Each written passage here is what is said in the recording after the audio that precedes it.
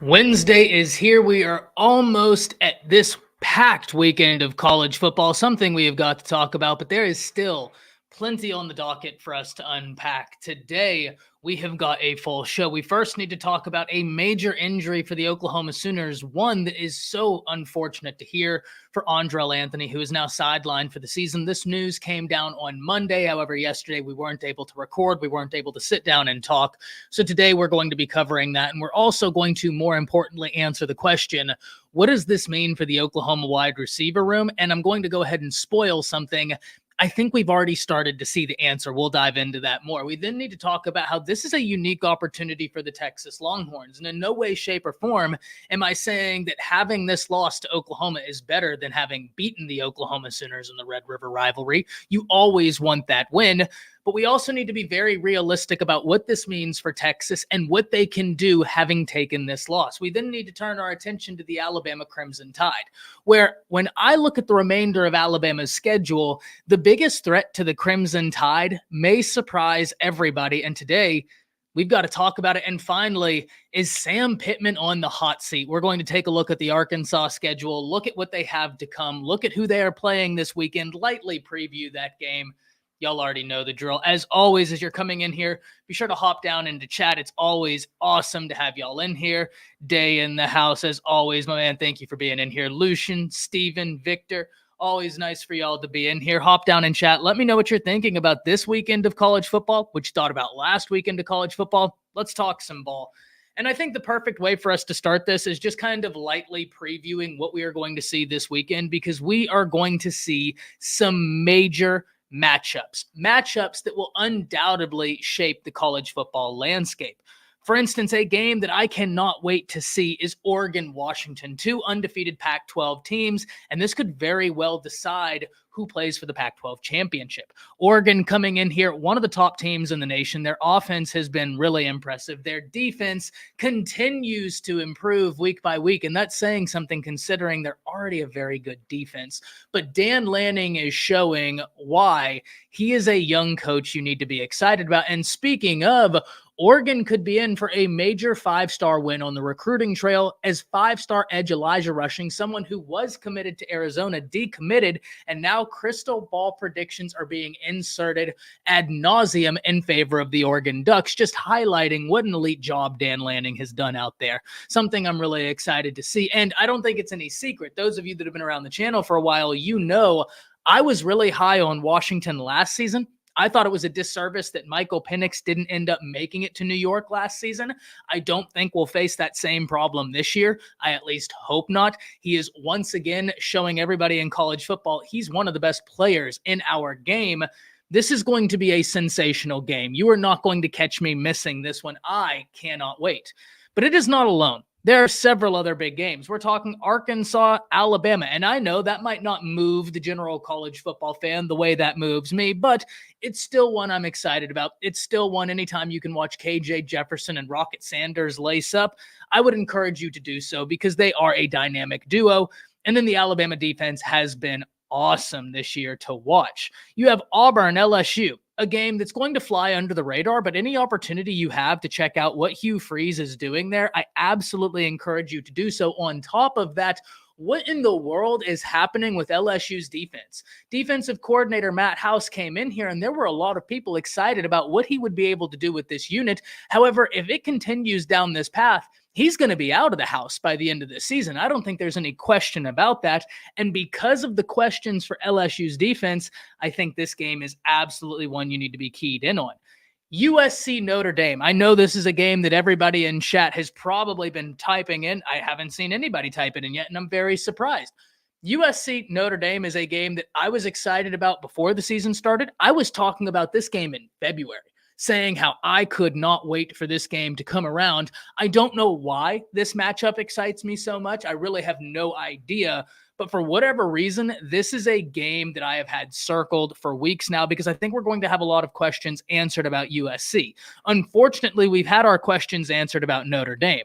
Louisville's a really solid team, but we talked about how in the Bleacher Report pick'em, if you're Notre Dame, you cannot allow Louisville to start fast. Louisville has been a team that is blitzing and punching everybody in the jaw in the first quarter. nobody is understanding how to respond.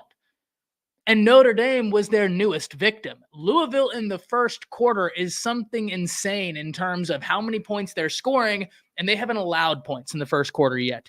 But now Notre Dame has an opportunity against a USC defense that is absolutely reeling.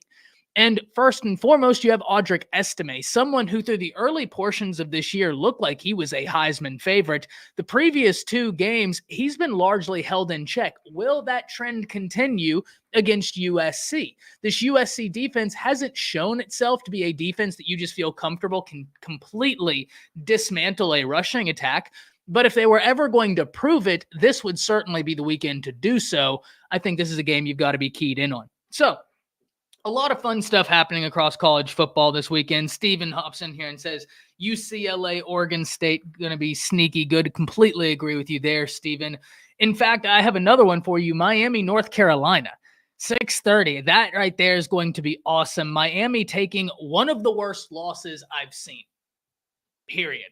Full stop. In fact, I might argue that this loss they just took, and this might be a little bit of a hot take, this loss Miami just took may be worse than the MTSU loss. And let me explain. Because during MTSU, you got throttled by a team you should have taken to the woodshed. But in this game, you had it. You had the game. You didn't give MTSU the win. You genuinely and literally gave Georgia Tech the win. So I want to see how Miami responds after that loss and the way they lost it against an undefeated North Carolina team, because heading into Georgia Tech, Miami felt like their aspirations could be an ACC championship. Well, in order to reach that now, you've got a game in front of you that will let everybody in college football know who you are. Plus, we get the duel of Drake May and Tyler Van Dyke. Come on now. That's going to be a ton of fun. So, unbelievable games this weekend. Cannot wait. But now we need to turn our attention to some of the news around college football. Some people have been coming in here. And yeah. Oklahoma State losing to Alabama State, worse. I'm not going to lie, man. I still think I'd put that Miami one above it just because of how they lost it. They could have taken a knee. If you looked at the ESPN graph, Miami had a 99.9% chance to win that game, and they still lost it. They could have taken a knee and completely iced it. I don't disagree, Day. I do not disagree. That is an egregious loss, and I don't think that it's clear-cut. I grant you there. That loss had slipped my mind. I will meet you halfway here. I think that loss is easily one you could argue. I think depending on what you're going to value in terms of these losses, it could slide one way or the other, but fair point, very fair point. That loss had escaped my mind. But to me, once again, it's just, maybe it's the absurdity, like the absolute silliness of it. Like I had to ask myself if I was getting memed or if this was real life, because I was 100% certain that Mario Cristobal had just pulled the biggest meme on all of college football. And maybe he has. Maybe he's over here playing chess and we're over here playing checkers. I don't know. We'll see. But fair point, Day. Fair point. That Oklahoma State loss to Alabama State, that's a bad one. That's a bad one. There's no arguing that. So let's jump into this, right? We've talked about the major weekend of college football very lightly. We're going to do that more. I'm going to be doing it on Friday. We're going to be doing it tomorrow.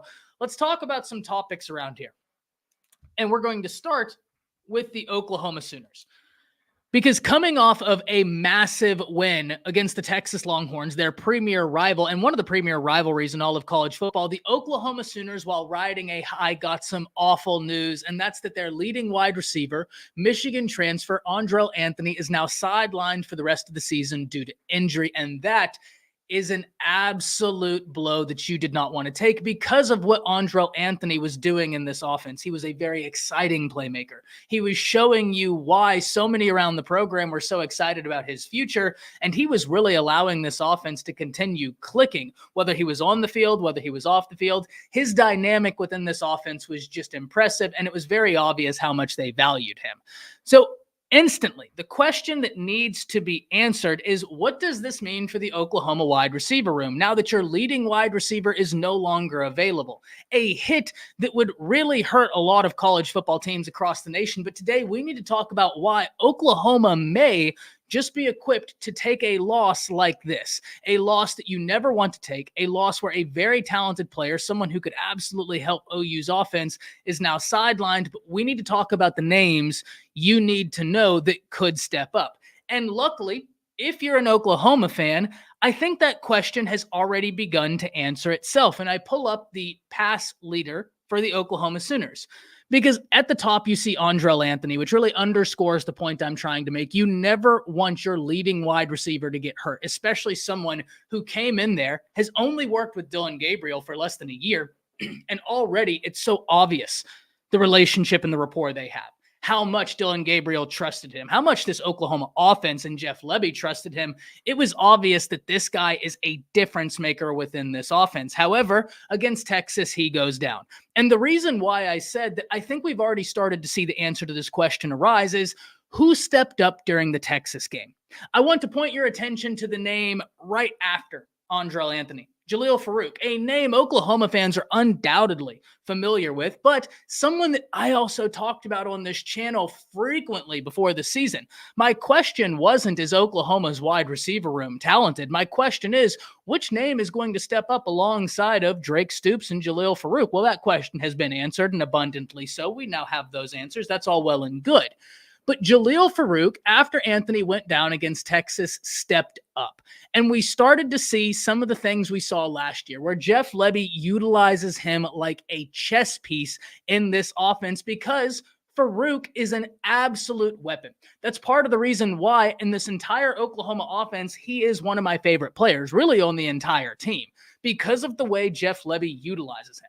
You can tell he loves the ability he brings to the table, and he knows he can use Jaleel Farouk, whether that's pre-snap motion, whether that's setting up entire plays for him to really adversely affect the defense. And Farouk is one of those guys that Lebby will use as almost a distraction, where even if Farouk doesn't have the ball, you have to account for where he is because of all of the smoke and mirrors Jeff Lebby will like to pull.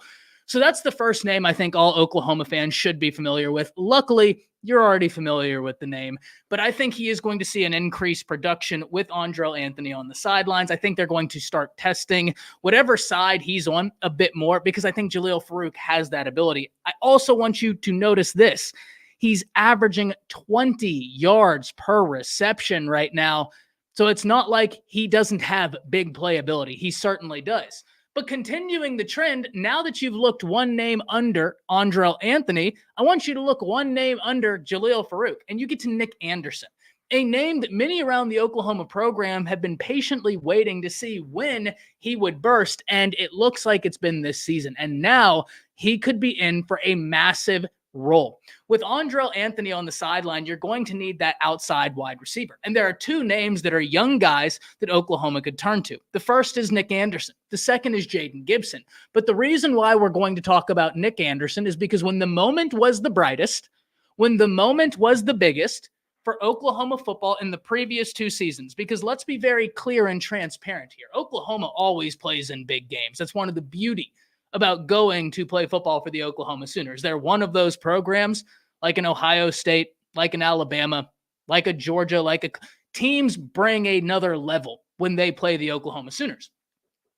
But that game against Texas was the biggest game of Brent Venables' head coaching tenure of the Oklahoma Sooners, because of all of the implications on the line, because of the massive turnaround we saw from year one to year two. This was a defense last year for Oklahoma that was in the bottom 100 of pretty much every major category, and now they're among the top 15 in pretty much every major category. That's why this game was so important, because it was absolutely cementing what an incredible job Brent Venables had done. But when the moment was the brightest, in the biggest game of Brent Venables' young head coaching career, who did they turn to? This young man right here, Nick Anderson. The final play that sealed it for the Oklahoma Sooners went to this young man right here. And I think Oklahoma fans, you're about to see a guy really start putting college football on notice. Nick Anderson is an intriguing talent because of his size and physicality that he brings to the table. He is a guy that when it comes to the red zone, I would be shocked if Oklahoma doesn't just throw it on top of everybody's heads and allow him to go get the jump ball. He has that athletic ability. But he's also sneaky quick, right? He's also sneaky quick on his release. He's a very talented wide receiver. And now when you look at this, you still have Andrel Anthony, who is a veteran in this offense, who we saw have an increased production once Anthony went down because Jeff Lebby knew, hey, I still have very talented guys in this wide receiver room. I got a veteran I can lean on. I got a guy that I can use as an absolute gadget that is that skilled and, quite frankly, that fun to watch as a college football player. Let me use him as a gadget. And we saw him really get busy during that Texas game. And then we saw Nick Anderson when the moment was the brightest for the game-winning touchdown. That, to me, shows everybody that the question is already being answered right in front of our eyes. Now, that doesn't mean it's not a discussion that we still can't have. It's a discussion we need to have. But the question, what does this mean for Oklahoma's offense that their leading wide receiver goes down? It's already being answered right in front of our very eyes. Jaleel Farouk was right on the heels of Andrel Anthony, and Nick Anderson is now going to see an increased role. On top of that, you still have your veteran presence in Drake Stoops, which is going to be huge. I understand he doesn't play the same position as Andrel Anthony on that outside, but regardless, right? Regardless, even though he plays more Y instead of Z, regardless, he is a veteran wide receiver who you can still utilize to help Z get open. And that's going to be huge. When you look at this, the thing that I think if you're an Oklahoma fan, why you need to still feel very confident in your passing attack, even though your leading wide receiver just went down, your second leading wide receiver is a veteran guy. You still have Drake Stoops, who is getting active and busy in this offense. And you have some young guys that have already kind of started to show they're about to pop. And then you have Nick Anderson get that moment when it's the brightest and be able to take advantage of it. The Oklahoma wide receiver room is going to be a lot of fun to watch how they shift some things around because of the talent they have. But make no mistake, the question of who will step up in the absence of Andrel Anthony, that's already being answered right in front of our very eyes. I'd look at Jaleel Farouk. I'd look at Anderson. I'd look at Jaden Gibson even, a guy who is also very talented. And I think once he gets an increased opportunity, he's really going to come into his own. But point being, Oklahoma has some very talented wide receivers. I'm really excited to see how Jeff Lebby leans on his veteran guys to help open up things for his younger guys. So Oklahoma offense, absolutely something we have got to continue watching. And that's wild to say in a year where we knew the Oklahoma offense would be better and we knew they would be good. But the Oklahoma defense is the absolute story, not only for the Sooners, but for the Big 12 in terms of what an incredible turnaround Brent Venables has led. It is wild and awesome to think about. So Oklahoma sustains a really unfortunate season-ending injury. Hope all the best for Andrel Anthony. He was tearing college football up. I have no doubt when he gets back healthy, he's going to pick up exactly where he left off. And it really begs the question, how in the world did Michigan let this cat go? Them and Michigan State. Y'all up there in the Big Ten, hey, I got a lot of respect for y'all's games up there. Y'all do big things. Y'all let some unbelievable wide receivers hit the transfer portal this year. Unbelievable wide receivers left the Michigan schools. Really unfortunate to hear the news about Andrel Anthony, but the names you need to be focused on, I'd look at a Nick Anderson. I'd look at a Jaleel Farouk. I'd look at a Jaden Gibson. And even wondering how Lebby switches things up, a question for all of you. Do you think there's a world where Lebby could get real creative, start moving some wide receivers around? Because Farouk is a guy that can play multiple different positions in this wide receiver room. And do you think we see an increased role from a Petaway even in that slot? Can't wait to hear from y'all there. And in speaking of that, let's hit some comments real fast. Jay in here says, what up, Ty? What's up, man? Happy you're in here. Just hitting back to the comments. Let's go back up.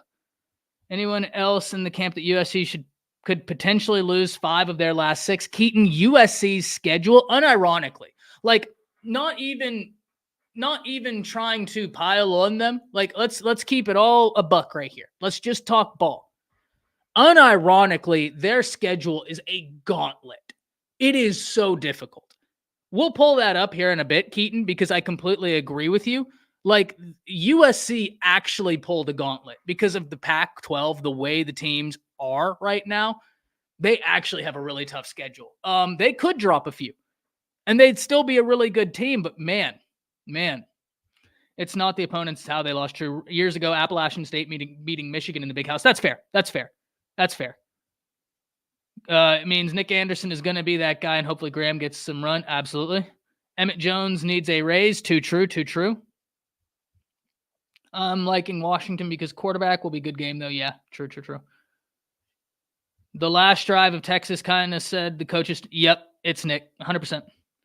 USC defense will lose it for them in the end. I agree, Leonard. And I've said this time and time again. I'm going to be a little bit of a, I don't know the word I'm looking for here, but I hate to beat a dead horse.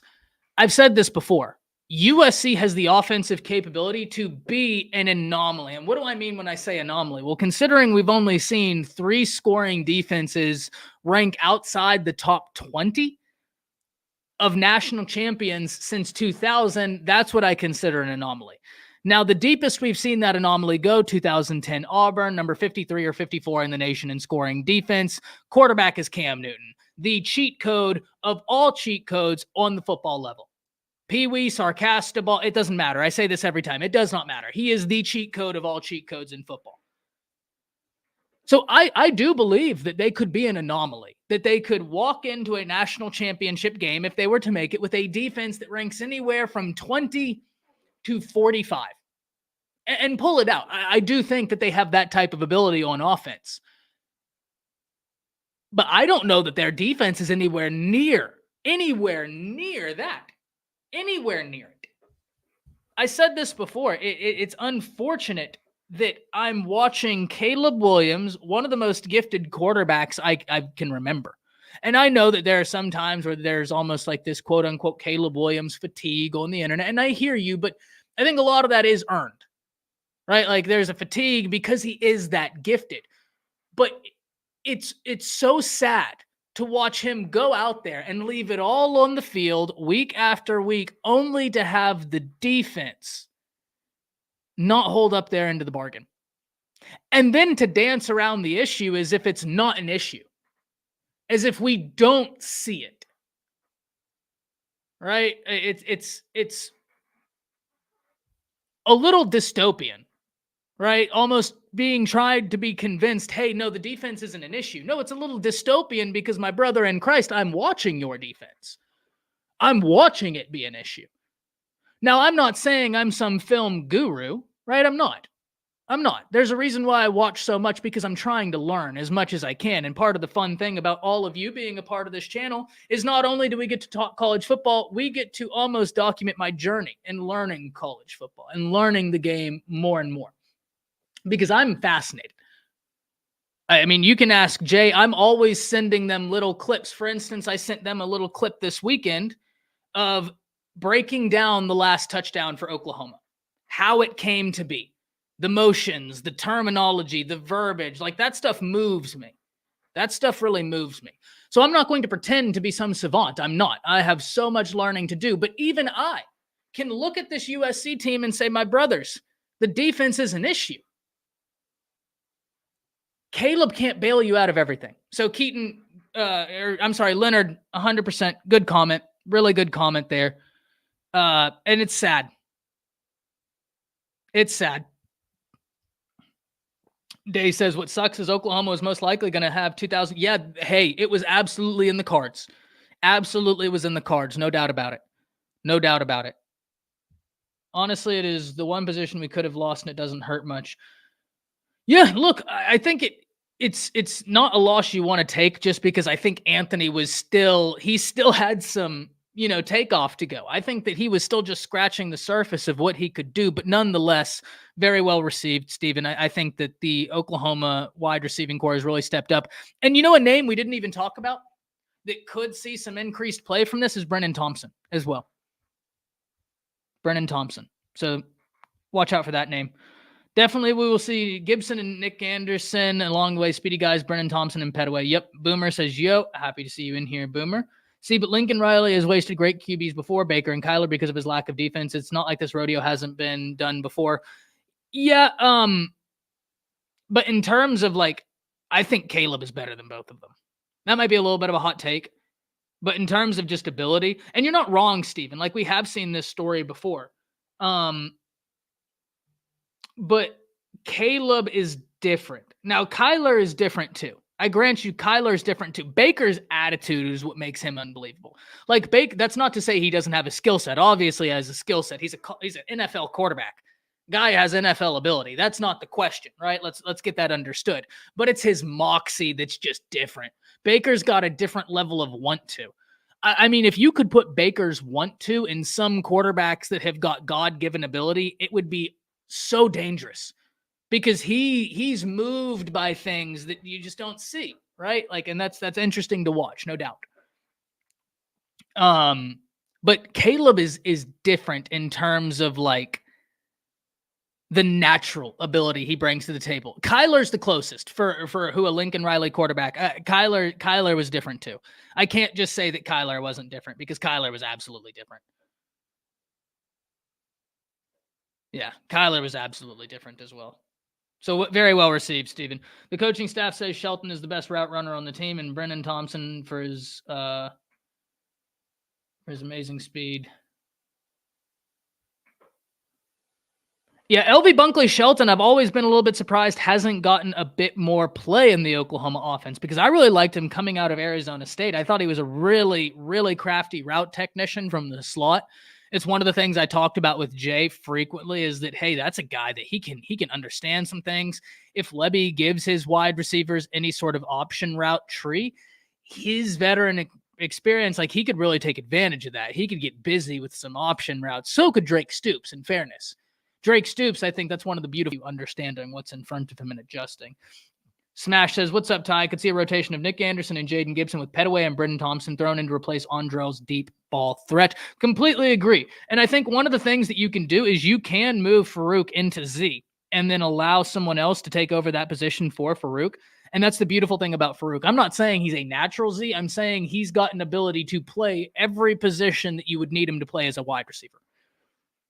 I'm not saying he's alone in that, but it's just something that he can do, and it's why you see Lebby just move him all over the field. I'm telling you guys, and I have a lot of fun watching Lebby utilize Jalil Farouk on that football field. It's really cool.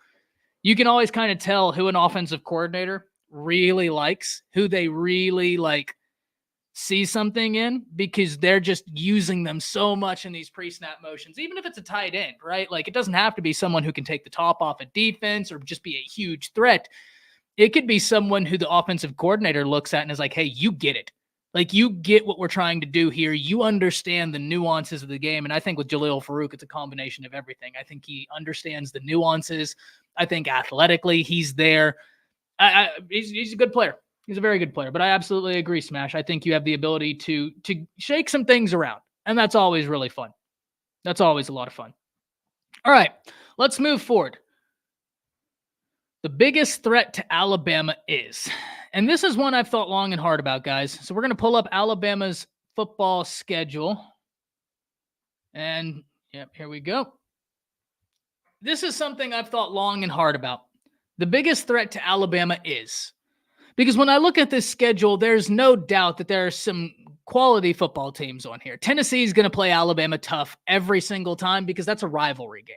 That is a very old rivalry game. So Tennessee and Alabama is always going to be a fun game. Alabama gets them in Bryant-Denny Stadium. Alabama takes on Arkansas this weekend, and then after Arkansas, they have Tennessee after that into the bye. Then they have LSU, Kentucky, Chattanooga, Auburn, and potentially an SEC championship game. So I know that a lot of people in here are going to be saying, and Jacob, you must have watched the Bama Standard, or you must have caught me on Bleacher Report on Monday. I know a lot of people in here are going to be saying that the biggest threat to Alabama, it's LSU, it's Tennessee, it could be Kentucky. And I'm not going to argue with any of those because I think you would have logic on all of them that would lead you to that course.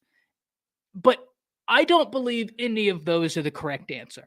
And I'm going to go through every single one of them right now. When I look at Tennessee, Tennessee's defense is better than it was last year, but they're still trying to figure it out offensively. And one of the things that Tennessee really needed to be able to beat Alabama last year was that threat of taking the top off of the defense. Now, Milton can absolutely hit the moon. If I'm not mistaken, NASA had to send a cease and desist because he's taken down 4 satellites in practice already, neither here nor there. But do you have a wide receiver that you look at and say, I think they can take the top off of this Alabama defense? I don't believe so. One, I don't believe that you have a Jalen Hyatt That's not to say that Tennessee doesn't have very good wide receivers. I think I like a lot of their wide receiver talent, but I don't know that any of it is a Jalen Hyatt that's running like a 10-3, that's doing something stupid, like actually putting up track times on the football field. I don't know that they have one of those guys. And to further that, I think Alabama's secondary is tremendously better. Last year, they had some safeties trying to cover the deep threat. I think Alabama's secondary is a bit better in coverage this year, especially at that safety position. And I think the corners are playing unbelievable football right now. In fact, if I'm not mistaken, Pro Football Focus said Alabama is the only cornerback duo in the nation to have two of the top graded corners, being Kool-Aid and Terry and Arnold right now. They are shutting things down. They're playing a really good brand of football. So I don't think it's Tennessee. We look at LSU. LSU's offense is potent. Let's get that understood. LSU's offense can bang with anybody, but that defense is tough to watch, and it's not typically what we see from an LSU team. Typically, they have some semblance of a defense. Ole Miss had 700 yards on them. 700 yards on them. That's inexcusable. Absolutely inexcusable if you're LSU. A team that was predicated on hard-nosed defense and physical football, you let a team run it up on you for 700 yards. Now, make no mistake, I'm not sitting here giving you that analysis to say Alabama doesn't need to worry about LSU. You absolutely need to worry about LSU. They have Jaden Daniels. They have Malik Neighbors. They have Harold Perkins. They have Mason Smith. That's a game that they could instantly turn it on, and next time we come here, we're on that Monday, and we're asking ourselves, where the hell was this LSU defense all season? But I still don't think LSU's the biggest threat to Alabama, so we move forward to Kentucky. Now, if Kentucky had a quarterback in Devin Leary that was wheeling and dealing in the manner I thought he could, we might have a different conversation about this game. And I wouldn't pick them to lose this game, but we would have to go deep into the analysis here. Devin Leary is not the quarterback we thought he would be, at least yet. Now, their rushing attack is there. I just don't believe, unless I'm proven otherwise, and I think many people in this chat would agree with me, even if you're one of the people of the mindset of this Bama team is not very good, I just don't think you're going to try and run into the teeth of an Alabama defense and beat them. I just don't see it, right? Like, if you're telling me that's your strategy 10 out of 10 times, I'm going to say, buddy, you're losing the majority of those games. Because that's just not a winning recipe for a Kirby Smart defense, a Nick Saban defense. I'm going to run into the teeth of your defense, and let's see what happens. That's not a winning recipe. You're going to have to spread that defense out. In fact, if we look at the teams that beat Alabama, they're able to spread them out either vertically or east and west to then achieve vertically. I don't know that Kentucky has that ability. Kentucky is not going to be running some intricate runs, some quick bubble screens to get the quick passing game going as an extension of the running game. That's just not their game. They're more of an old school 3 yards in a cloud of dust rushing attack, which I respect. I love it. I just don't know that that's the recipe unless you have a quarterback to be able to supplement that running game to beat Alabama. So Kentucky's going to be a great game. It's not Kentucky. I'm going to go ahead and pull the Band-Aid off. It's not Chattanooga. I know that there are some people in here that are going to be shocked to hear that. Chattanooga is not the biggest threat to Alabama. I know. Hot take central. And then we get into Auburn. Now, Auburn is always a game I'm going to respect, especially if it's played at Jordan-Hare. And then especially if it's with a head coach that has beaten Nick Saban before in Hugh Freeze. Now, that being said, Auburn has got a lot of work to do before they're really the team they feel like they can be. It's going to be a tough uphill road. And right now, they don't have a quarterback. I'm going to be very honest with you. The quarterback play at Auburn is up, down, all around. It has not been good. So I don't think it's Auburn. So that leaves us this right here. Who is the biggest threat to the Alabama Crimson Tide?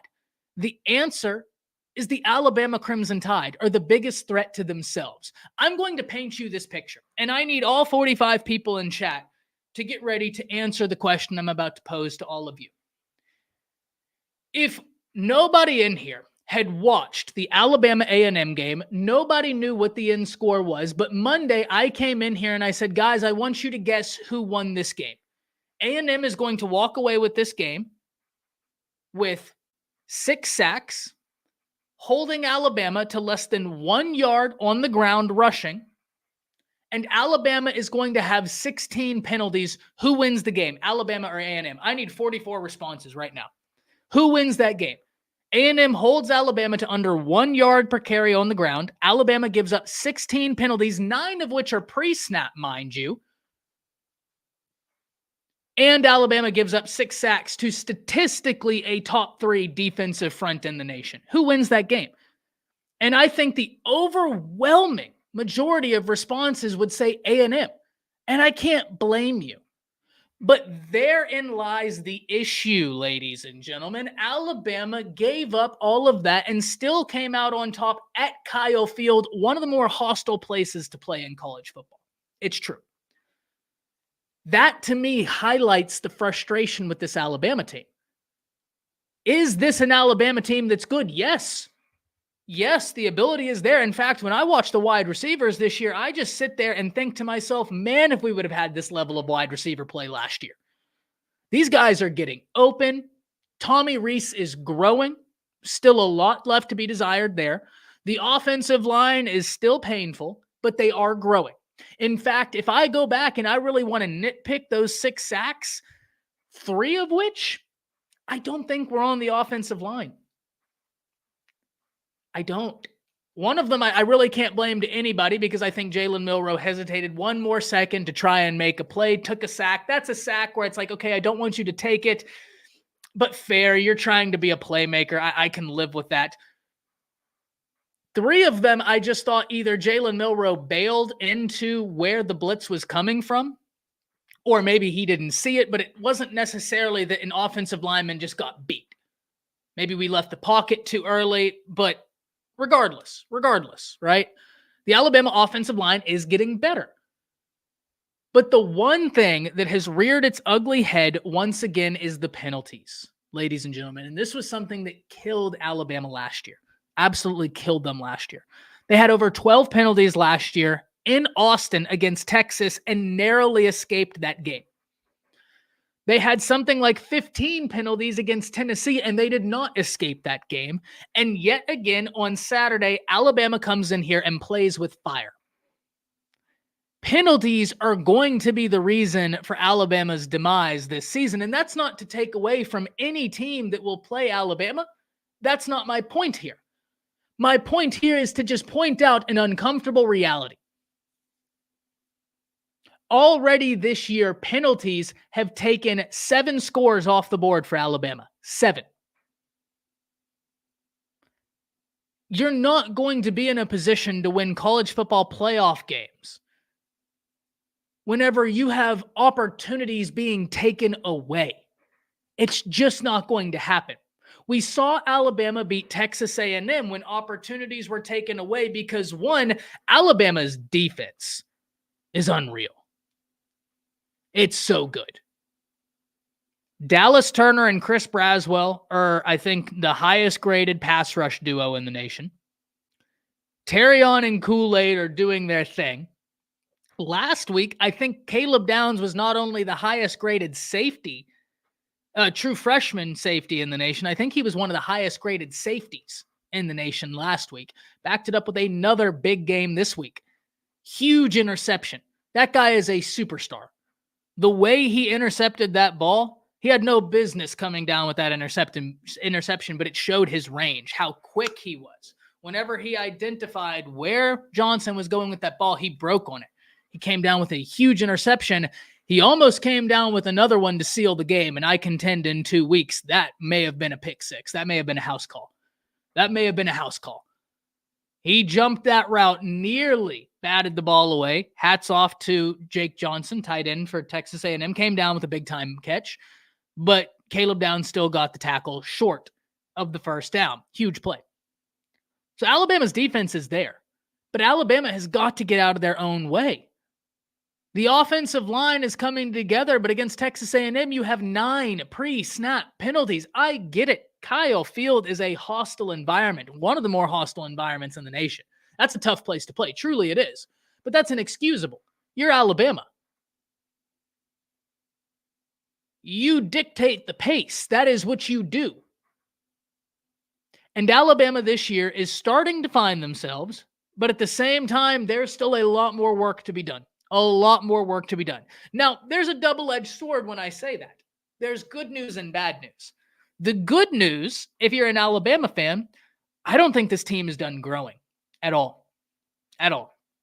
because we've seen so much definitive growth during different areas of this team from week to week. I don't think they're done growing. The bad news for Alabama fans, I don't think they're done growing. And one of the things that happens with growing pains. So we'll see. This season is going to be a ton of fun for Alabama, but I contend the biggest threat to the Crimson Tide is not one of these teams on the schedule, and that's not to take away from any of these teams. LSU is going to be a tough game. Tennessee is going to be a tough game. Kentucky is going to be a tough game, and Jordan-Hare Stadium is cursed. Make no mistake about it. But Alabama's biggest threat is the man in the mirror. It's themselves, and they have got to clean that up. Let's hit some comments before we go to the next topic. Let's see what we see. People underestimate Bama. The raw talent they have affords them the time to figure out who they are. Once they do, watch out. I think this is a great comment, Bedlam. Alabama's in the process of figuring out who they are. They have an offensive coordinator that's just a few years older than I am. I'm 28. So he's a young cat.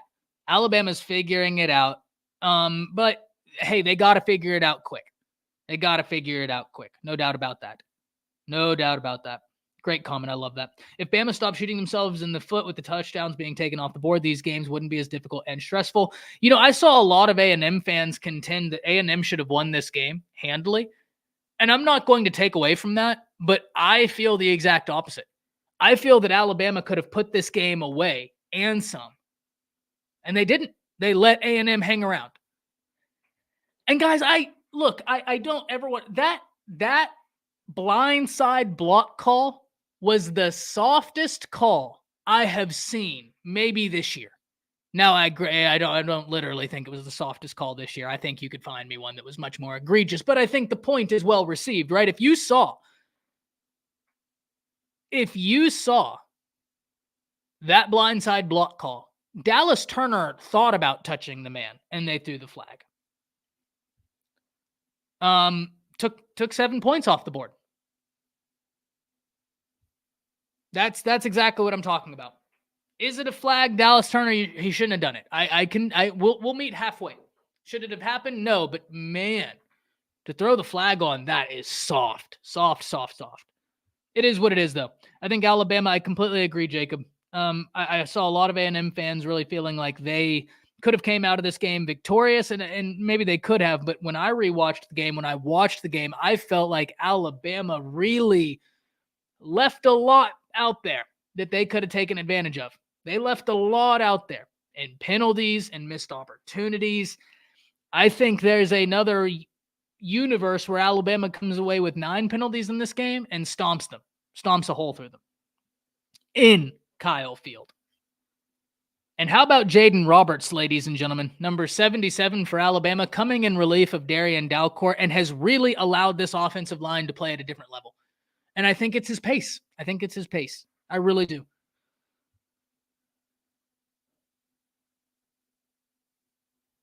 Nick is the only wide receiver with the amount of touchdowns received. Yeah, that's awesome that the brothers both at the same place. That's always so cool. It's part of the reason why I thought it was so cool whenever Johnson came in for A&M and his first touchdown was to his brother. I was like, man, I don't care if you don't like A&M. That's awesome. The fact that big brother just threw little brother a touchdown in Power 5 mainstream football. That's awesome. Come on now. Let's call it what it is. I don't care who you're a fan of.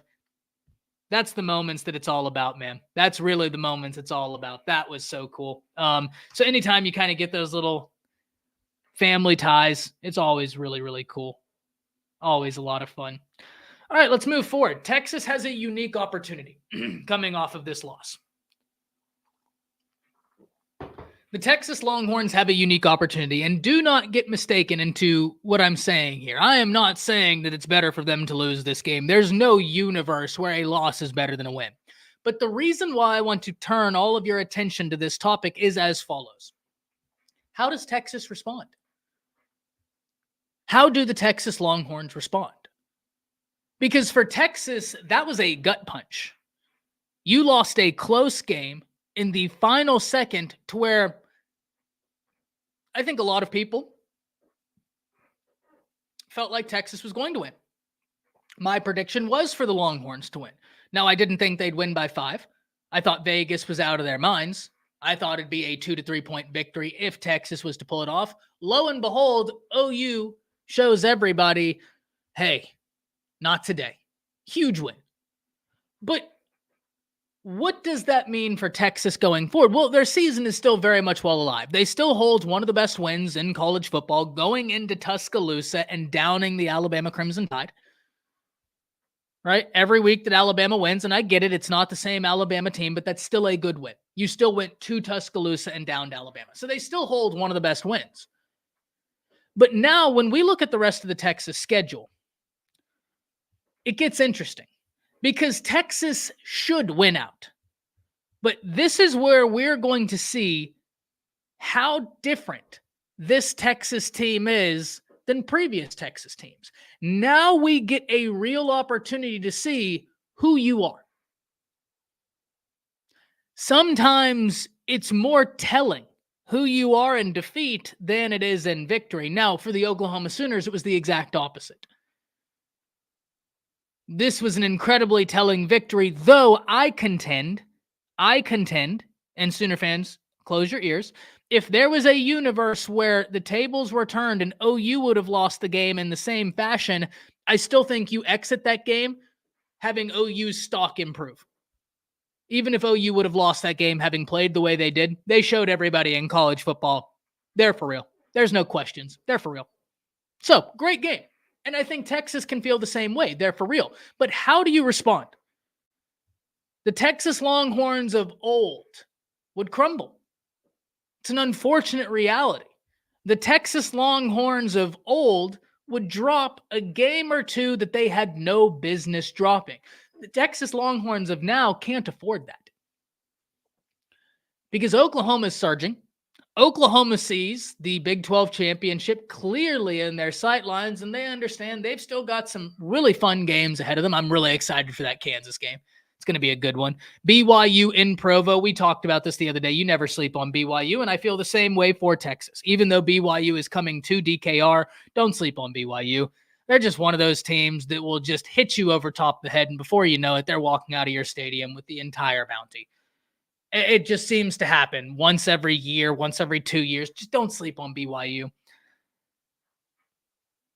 Texas has Houston, BYU, Kansas State, TCU, Iowa State, Texas Tech. You look at this, and when you see this, you're thinking, okay, win, win, win, win, win, win.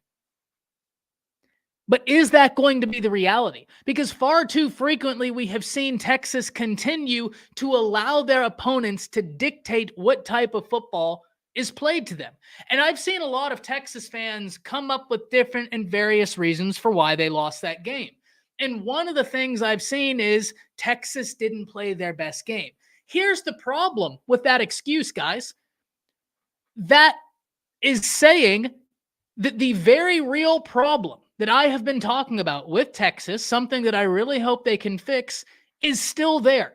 And that's that Texas is letting whoever they play dictate the style of ball to them. That's why I don't believe that excuse. That's why I don't hold merit in that excuse.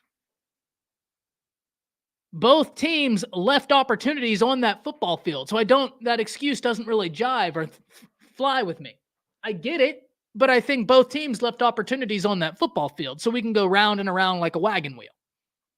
It's just not going to get us anywhere. But I'll tell you what will get us somewhere. Texas dictating what type of football they're going to play to the remaining teams on this schedule. Do not let Houston make you play Houston football, because Texas will still beat Houston even if they have to play Houston football. But it's the point of you cannot allow teams to dictate the pace of the game played. You have got to play to Texas's standard 24/7, 365.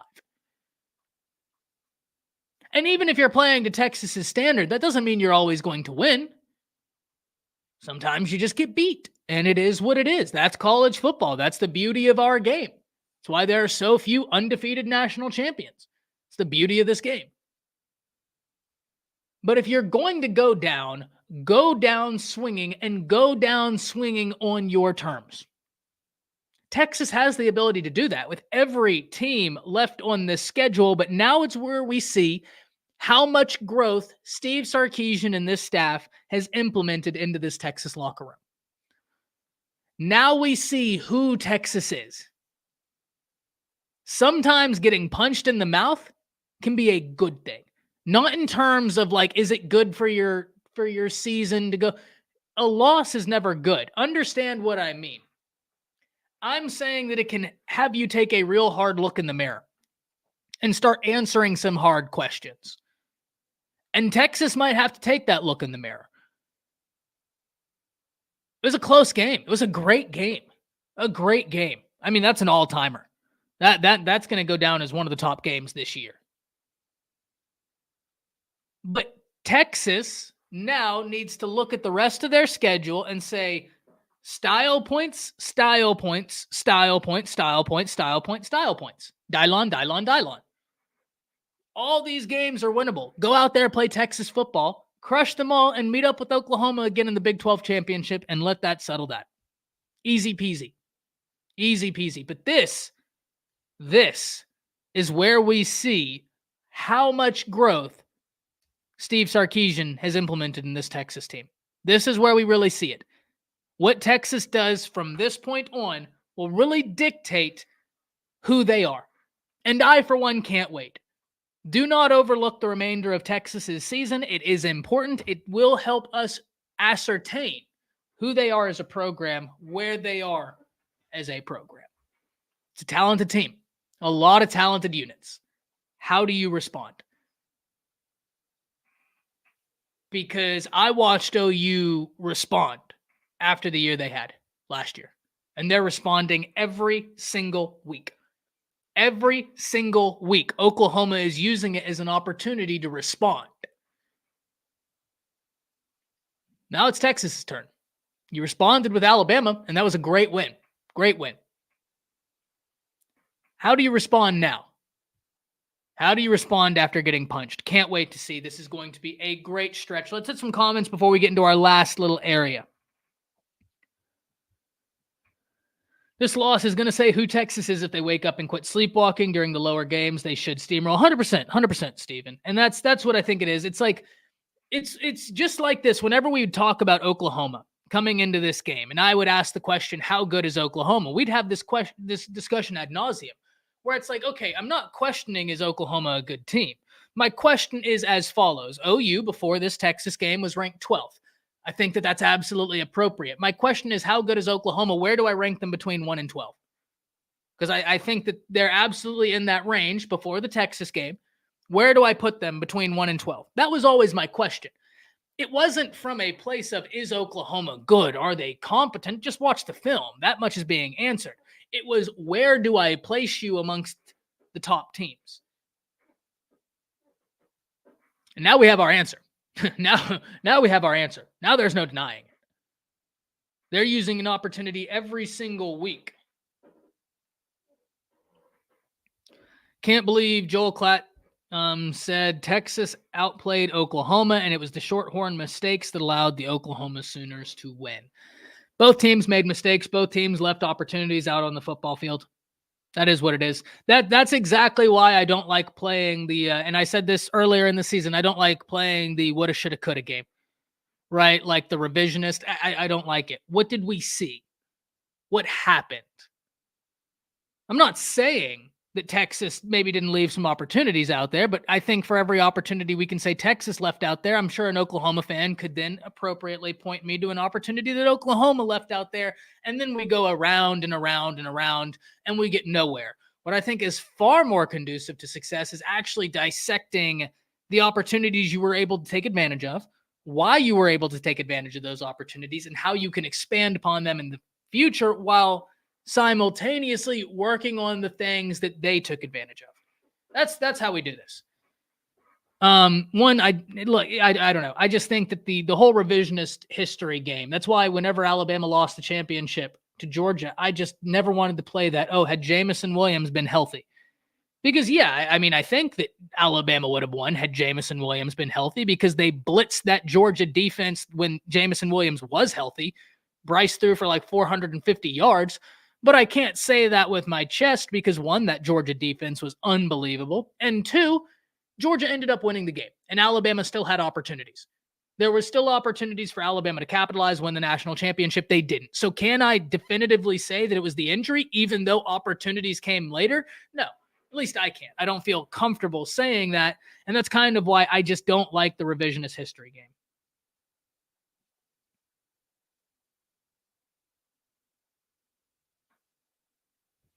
Shadow says won the turnover margin by 3 and only won by 4 points. It's a pretty easy take to have if you're not an OU fan. I disagree, Shadow.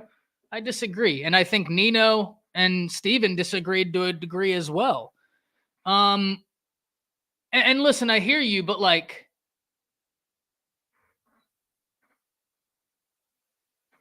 that first pick, I mean, that was awful.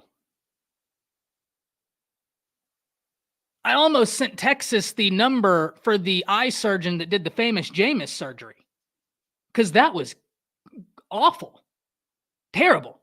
What? I mean, I don't know, man. That's the kind of stuff where it's just like I hear you, but that interception was peak silliness. I don't know. Like, I'm not saying Texas didn't like have an ability to play a better game, but I think that trying to rely on this notion that, oh, well, we beat ourselves doesn't take into account the fact that Oklahoma had a lot of success. Brent, Texas beating Bama was no fluke. I don't think anybody here ever said it was a fluke. Cloud is trying to keep Texas back going. He or Josh had OU at 8. I think that the Josh Pate thing you're referencing, Stink, was a like an FPI, a football power index that doesn't necessarily like reflect what he thinks would be, just what the computer thinks it would be. Because I know Josh puts out his rankings plus the ones that the computer values.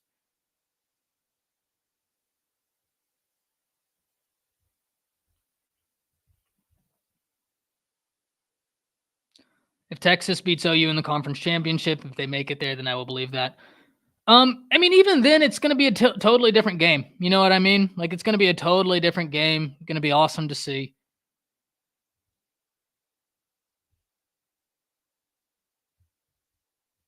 So, I mean, I really do believe they're going to rematch. I really do. All right, let's get into our last little segment here. Sam Pittman on the hot seat. Because, ladies and gentlemen, I have been a fan of Sam Pittman. I have wanted Sam Pittman and Arkansas to do well, but they are not doing well. They are not doing well by any stretch of the imagination, and we have got to talk about it. So let's pull this up. Perfect. So I'm going to get rid of this banner so that way we can all see this. Let's take a look at this because Arkansas has Alabama this weekend, and I want you to notice a string of L's leading into this game. All right. You have your BYU L, you have your LSU L, you have Texas A&M, you have Ole Miss. So if Arkansas drops this game this weekend, they'll be on a 5-game losing streak. You have Mississippi State at home, which I think could be a turnaround game. But if Mississippi State's offense finds themselves, who knows, right? Like Will Rogers is Will Rogers. We saw him tear up a team earlier this year. We just don't know. But I would probably favor Arkansas in that game. Then you have Florida at Florida. I don't know how I feel about that game. I don't know who Florida is, but I mean, Arkansas is all over the place. You play Auburn at home, which is good. You definitely need that. You play FIU at home. That's good. You definitely need that being at home. And then you play Missouri at home. And I don't think that you feel like the Missouri game is a gimme. So looking at this, I mean, you feel like the FIU game, that's a gimme. I think Arkansas thinks they'll beat Auburn, and I don't necessarily disagree. I think that's going to be a really good game, depending on how Auburn quarterback play is around then. We'll see. You have Mississippi State. I feel like you like your chances. I think Alabama, most people would say Alabama will win that game. I expect Alabama to win that game, but nothing is given. Everything is earned. So they have got to go earn that victory. Florida, I think, is a toss-up, and Missouri, I think, at best is a toss-up. So they're on a 5-game skid. How many of these games do chat all of you feel comfortable saying Arkansas will win.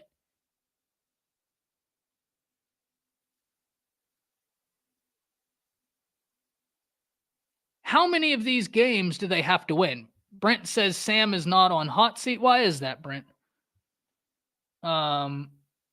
Interested in hearing from you there. Not saying I disagree. I'd love to expand upon that. Sting, thank you for the 20. He says, I'm a fan of Sam for life if they chili womp USC this weekend.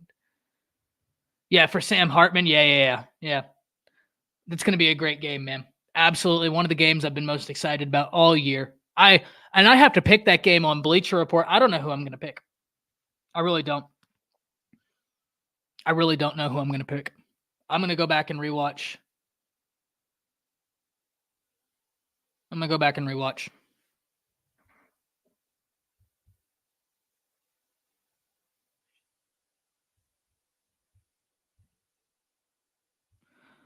Yeah, all fair. We all are going to have our opinions, but I don't think that I think that there are opinions, and then, but saying that the only reason y'all lost is because you gave the game away, I don't think that that's objectively true. In fact, Shadow, I will say this, and I told Steven and Nino this before that game. When I got my hands on the All-22 film from that Alabama-Texas game, I simultaneously felt better and worse about the loss. Well, I'm not saying you said it. I'm just saying that's the implication, and I've heard that from Texas fans everywhere. That is the argument I've heard on Twitter from Texas. It's that we gave that game away, which kind of soft, but that's neither here nor there. But I knew that this game would be close. I thought Texas would come out on top, but it was a great game. But that's why I just don't think that we can definitively say well, Robert, everybody always has excuses. Fans have excuses. That's not relegated to Texas. Alabama fans had soft excuses when they lost to Texas. That's just a fan thing. That's not relegated to any one team.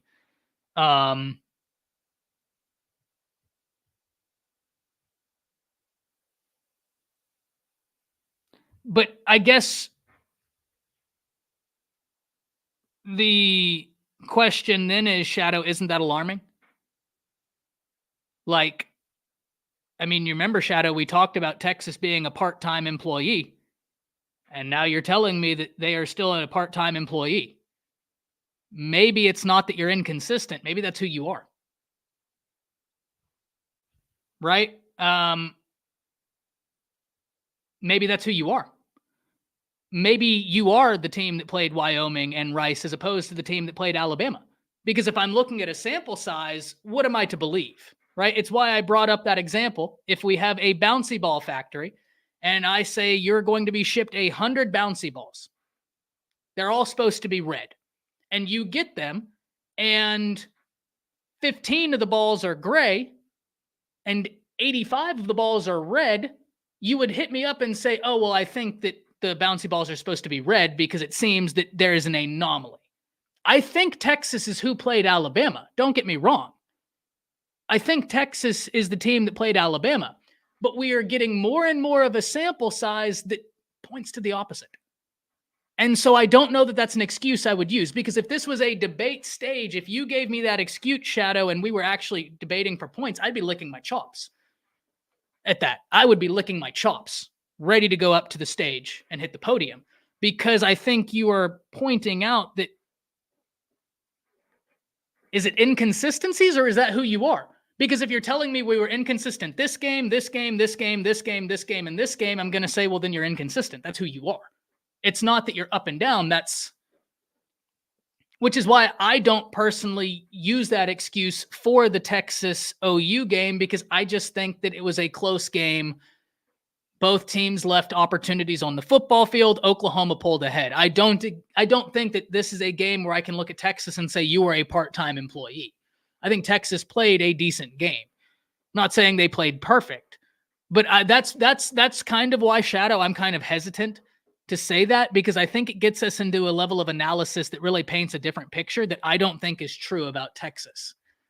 But inevitably, when you're starting to say oh, well, we've played 6 games this year, and in 5 of the 6 were inconsistent, then you're telling me that's who you are. Right? Why would anybody believe you're 1 out of the 6 when we have 5 out of the 6? And that's why I'm saying I don't put stock into that. I just think both teams left opportunities on the football field. Oklahoma came out on top. It is what it is. It is what it is. Yeah. But that's also like how my debate brain works. Brent, if you didn't want to be at the Cotton Bowl, that's not it, my man. That's not it. This is not it. If you can't get up for that game, you have big problems. If you cannot get your team prepared for that game, people need to be fired. I'm just going to say that. That's one of the biggest games in all of college football. And if you can't get your team mentally prepared for that game, people need to be fired, which is why I don't believe that. Brent asks, would Texas beat USC? I believe they would. I think that Texas's defense is one of the best defenses in the country. I think that Texas has gone a long ways into try and clean up some of the inconsistencies. And I think that when I look at the game from Saturday, to me, the story is less about the inconsistencies of Texas and more about how Oklahoma's defense forced Texas into some positions they didn't want to be in. But I do think Texas would beat USC. I do think Texas is still one of the best teams in the nation, and that's exactly why, Brent, I don't think that the Bama game was a fluke, because Texas is a really, really good team. That's why but I don't put as much stock into that argument as you do, because I think it paints a narrative that becomes a slippery slope. Like, I think inadvertently, whenever we kind of do some of these arguments, you're painting your team in a box that when you really step back and look at what you're like painting, it creates a grim picture.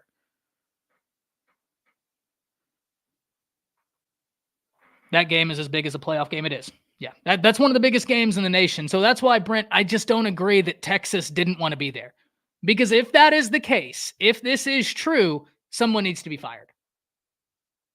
Someone needs to be fired if they didn't want to be there for that game. Because that's inexcusable. Absolutely inexcusable.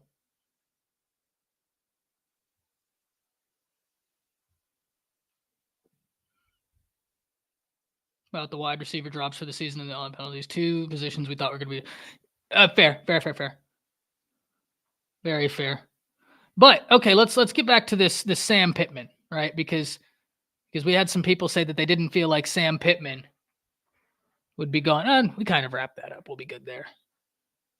I don't know that Sam Pittman will be fired, guys, after the season, but I do think he'll be on the hot seat. Because they'll probably be on a 5-game skid. And then when you look at this, maybe they beat Mississippi State. Maybe they beat Auburn. Those are both going to be good games. Maybe they beat Florida. But I think it's a very real possibility that they're on a 5-game skid coming out of Alabama. Let's say they beat Mississippi State. So now you've stopped your 5-game loss. Now you have 3 wins, 5 losses. What if you lose to Florida? You're at 3 wins, 6 losses. You beat Auburn, 4 wins, 6 losses. You beat FIU, 5 wins, 6 losses. You go to Missouri, 5 wins, 7 losses. So, that's a very realistic look at what could happen. That's a very realistic look. Why is nobody? Hey, you're 100% correct here, Brent. Michigan's a great team. Michigan's really good. Love what I'm seeing out of them.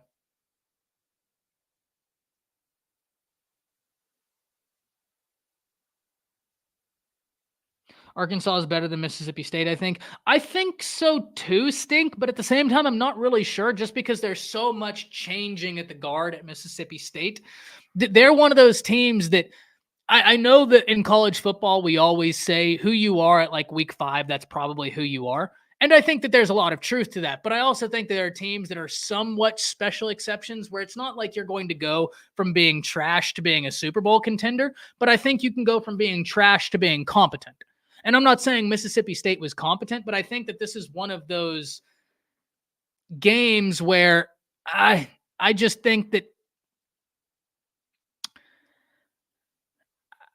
Mississippi State has one of those situations where they could keep getting better.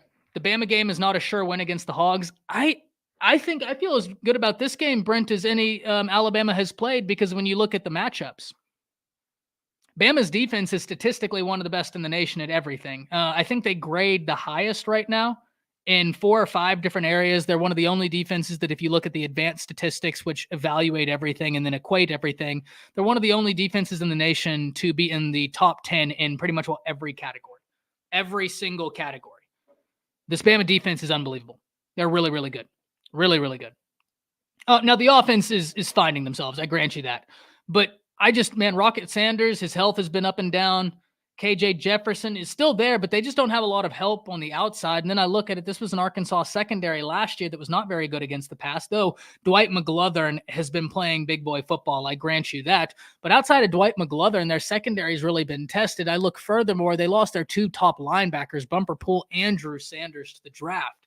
That's tough.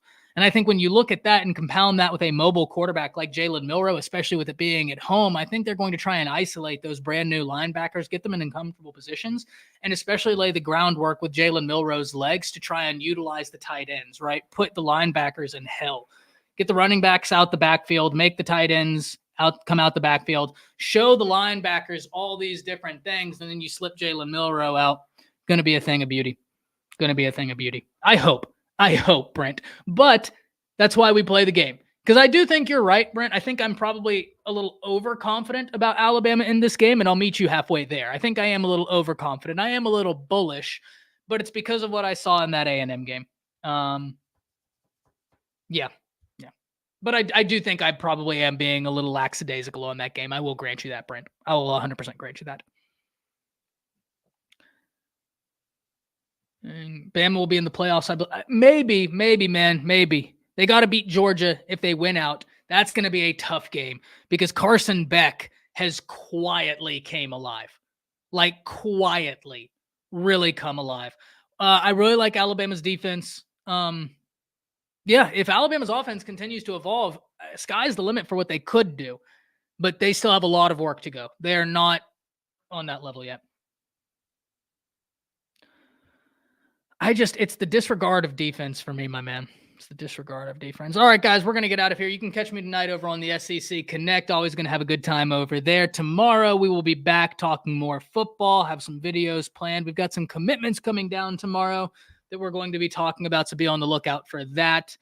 Outside of that, Friday, you can see me on the College Football Pick'em Show with Jay of Unfair Sports, with Nino of Nino's Sport Corner, and Steven of Fanatics Perspective. Be sure, go subscribe to all their great content. They've got you covered. Great Texas fans, great Oklahoma fans. They do great stuff. Yeah, outside of that, we'll see you. Great weekend of college football ahead of us. We're going to dive into that more tomorrow. Today was kind of just our Wednesday. Hump Day is the day we like to have fun. So, enjoy your day, guys. As always, before we get out of here, thank you to Shady Mile. We have the Shady Mile link right down there in the scroller and in the description. Shady Mile Bourbon, one of the oldest distilleries in Kentucky, and it's incredible that they were able to put out a product at the price point that they do. It's a family company that's been operating with a distillery that is synonymous with whiskey in the state of Kentucky, and they're giving it to you at an affordable price, and they're working with content creators like myself. So really, I got a lot of respect for the brand Shady Mile, working with content creators, helping us keep the lights on. It's awesome. So if you're in the market for some bourbon, for some whiskey, you got the Shady Mile rye, we got the Shady Mile wheat. Be sure to give them a check out. Got the link down there and in the description. And as always, thank you to everybody in here. We'll see you next time. That's it. See you.